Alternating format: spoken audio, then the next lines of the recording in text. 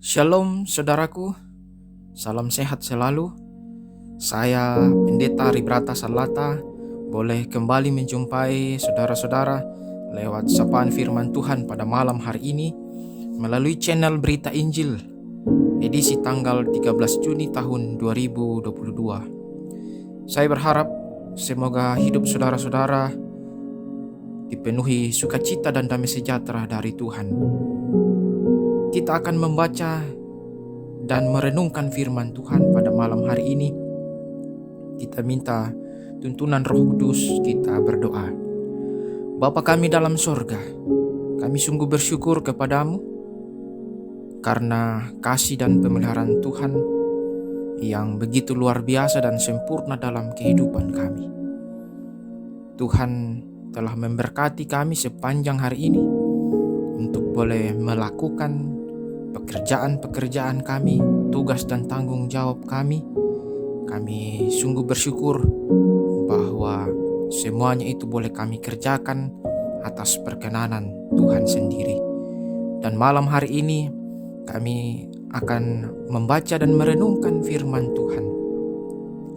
Kami mohon tuntunan Roh Kudus untuk menolong kami, memampukan kami, sehingga kami boleh memahami dan mengerti apa kehendak Tuhan yang mau Tuhan sampaikan kepada kami pada malam hari ini.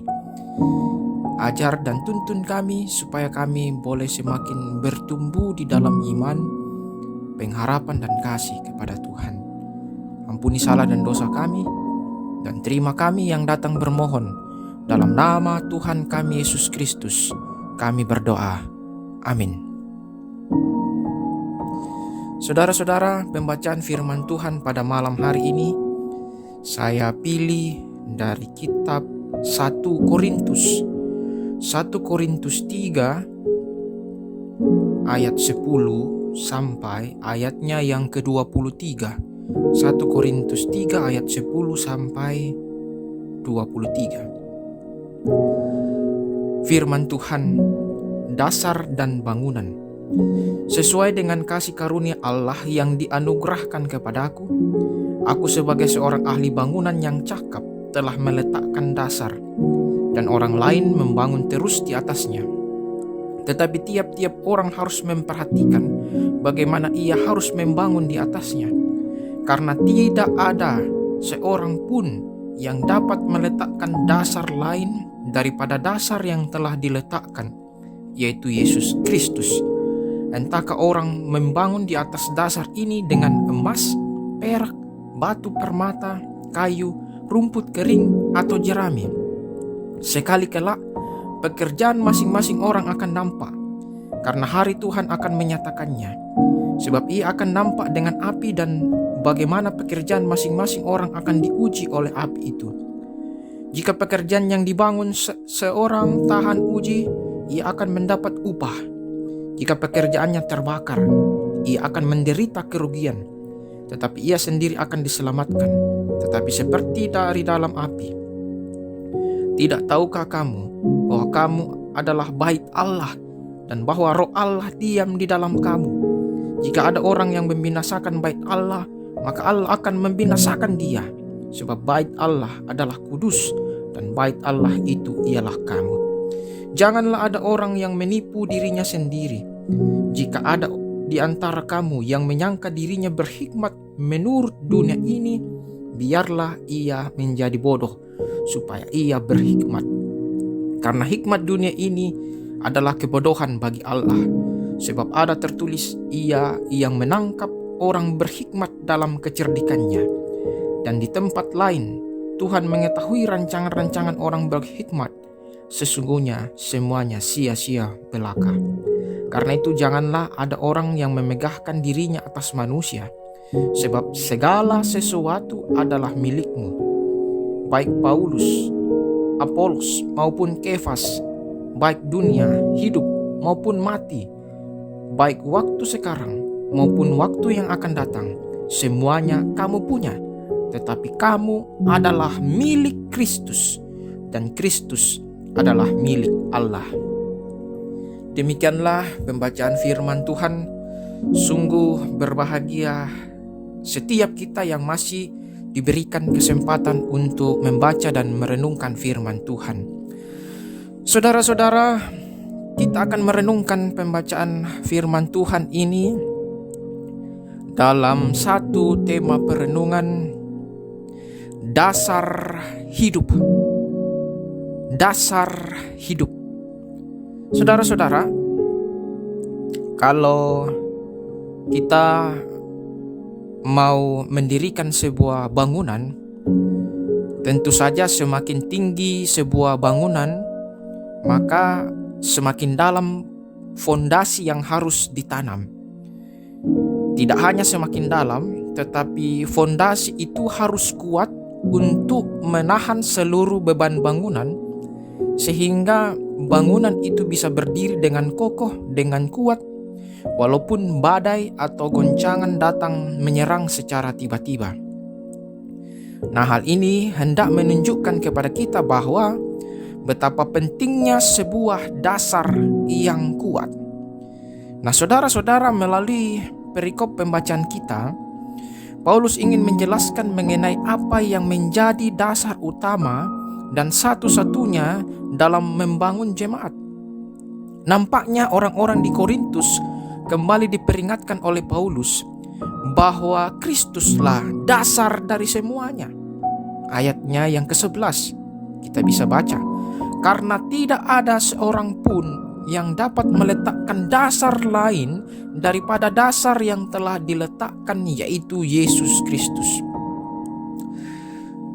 Selain dasar yang sangat penting, yaitu Yesus Kristus, hal yang perlu juga kita perhatikan ialah bagaimana orang membangun di atas dasar itu. Sebab tidak bisa kita pungkiri bahwa kita memiliki perbedaan satu dengan yang lainnya. Ada orang yang membangun dengan emas, perak, batu permata, kayu, rumput kering atau jerami.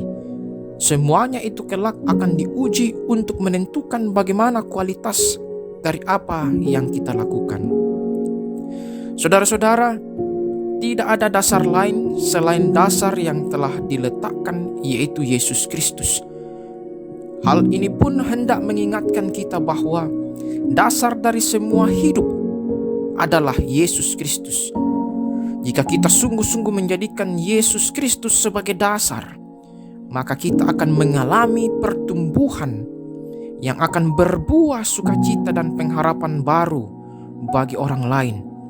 Bahkan jika Kristus adalah dasar, maka kita tidak bisa meletakkan dasar lain, karena Kristus adalah dasar dari semua yang lebih utama dan yang dianggap paling utama sekalipun. Yesus Kristus adalah dasar hidup kita sebagai orang-orang percaya. Amin. Mari kita masuk dalam doa. Kita berdoa.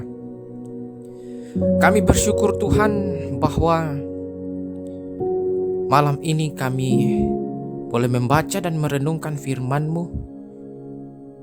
Dan firman Tuhan hari ini mau mengajarkan kami, mengingatkan kami bahwa dasar hidup kami itu adalah Yesus Kristus.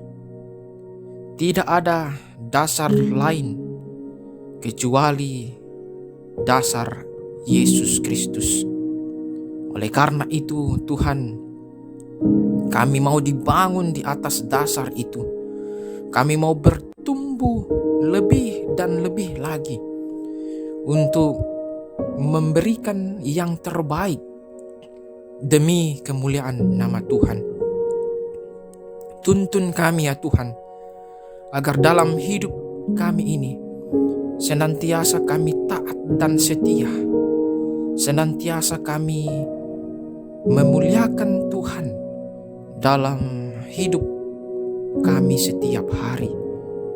Kami doakan saudara-saudara kami yang sedang sakit, Tuhan pulihkan, Tuhan sembuhkan melalui setiap upaya-upaya pengobatan, Tuhan pakai itu semua menjadi sarana untuk menyatakan kesembuhan bagi saudara-saudara kami yang sakit.